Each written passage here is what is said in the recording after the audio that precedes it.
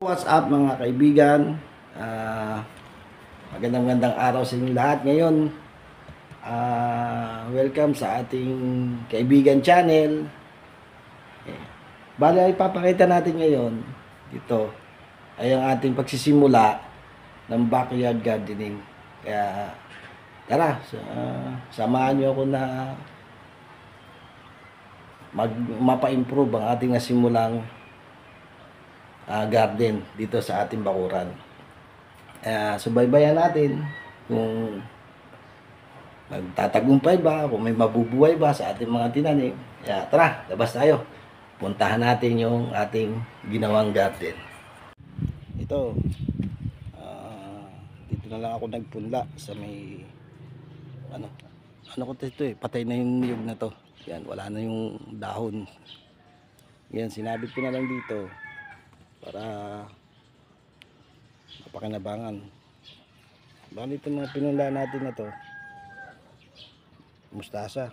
Ilagay ko lang sa mga nabibiling disposable na baso. Kasi hindi naman yan kailangan ng napakaraming lupa.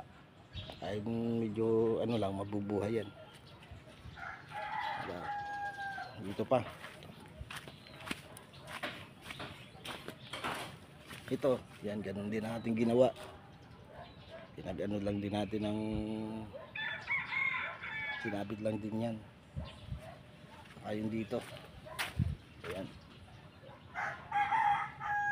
Ayan. Bali ito.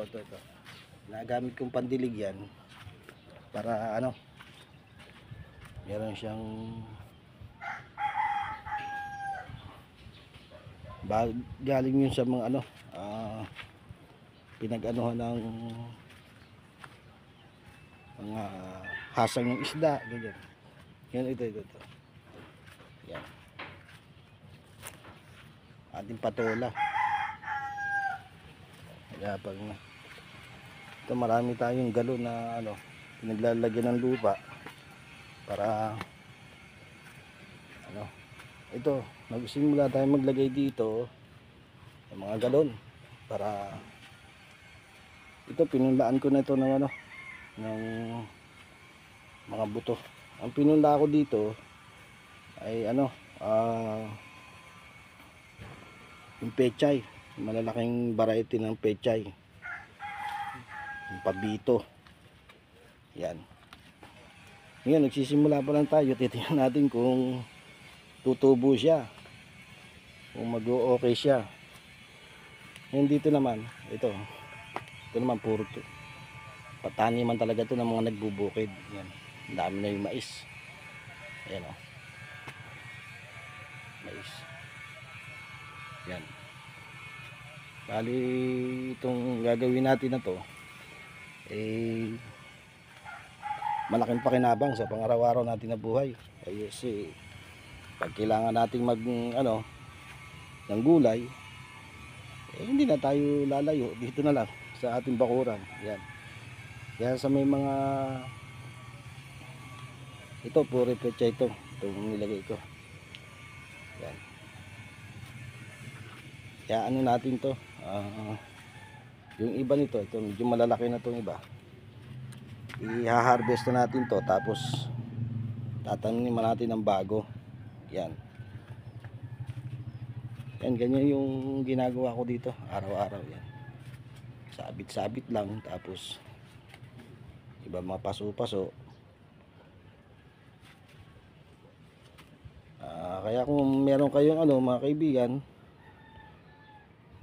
ayan, nakita nyo naman yung iba nating simulang garden.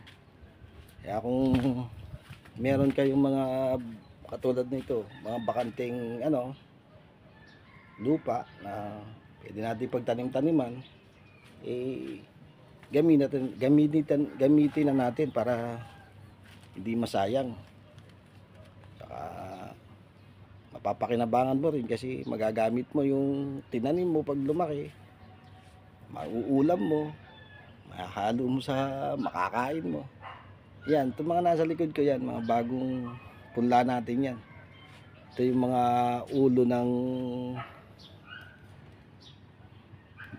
mineral water, binibili ko yung kalahati niya, yun nilalagay natin doon sa yan, sa mga lupa, mga yan.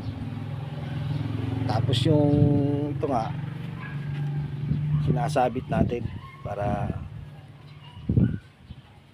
mapakinabangan din. Dito pinupula ko muna yung maliliit. Bawa nagpula ko ng mga pechay. Pag sumibol na, lumaki na, pwede natin siyang ilipat. Yan. Ayan. Yan. Yung mga sibol na siya, yan. Pag hindi ko masyadong dinadamihan yung lagay dito kasi isa-isa lang yung dapat na narito. Kasi pag lumaki siya, baka magagawan siya ng nutrients ng lupa. Ayan.